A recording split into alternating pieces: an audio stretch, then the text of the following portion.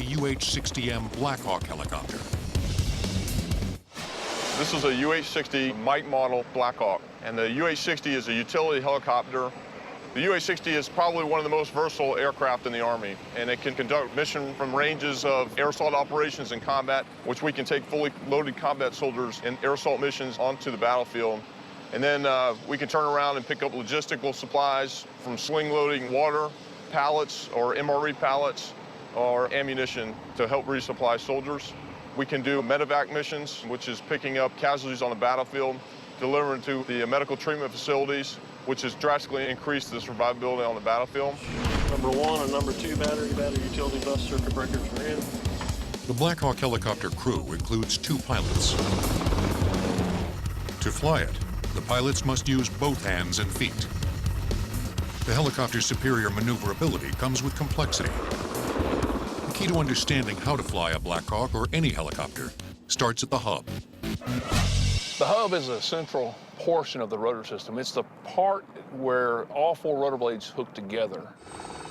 The hub or rotor disc tilts to give the helicopter directional flight and is controlled by the cyclic. This is the cyclic. This provides us directional control, either at a hover or in a cruise flight mode. With a cyclic, I'm actually tilting the rotor disc in the direction that I'm pushing the cyclic. So therefore, if I'm at a hover and I move the cyclic to the right, then the aircraft rotor disc is going to tilt to the right and I'm going to drift to the right.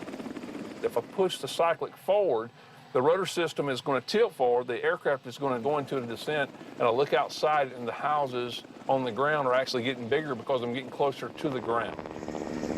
To control the lift or thrust of the helicopter, the pilot uses the collective. The flight control that I have in my left hand here is called the collective. And it's called the collective because it collectively puts blade pitch angle into all 4 rotor blades at the same time. The more pitch I want in the rotor blade, the higher I pull the collective. The pitch angle determines how fast the helicopter will lift off the ground in a hover, or how fast it will fly in flight. A 0 angle will produce 0 lift. As the pitch increases, the blades will push more air downward, resulting in greater lift. Once in the air, the pilot pushes the cyclic forward to start the helicopter in a forward direction.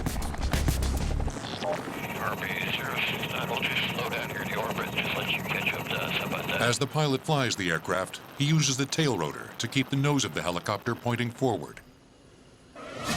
The purpose of that tail rotor is to provide thrust in the opposite direction of the main rotor turning so that we can maintain our directional flight. Since the main rotor system turns counterclockwise, there's an equal and opposite reaction that forces the fuselage clockwise. Tail rotor counters that. It works the same way as the main rotor in that its blades increase pitch to gain thrust. To maintain a pitch that will keep the helicopter moving forward, the pilot uses his feet to control the tail rotor. If I push left pedal, then that causes the nose of the helicopter to turn left. And then I use counter pressure on the opposite pedal to stop that motion. The Black Hawk has 2 crew chiefs who are responsible for everything that happens from the cockpit back.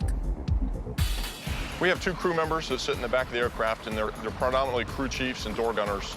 And they assist with the loading and unloading of the aircraft. We're a utility helicopter, so we want to get in and get out, and the door guns are predominantly there to assist in the suppression of the enemy and provide area coverage.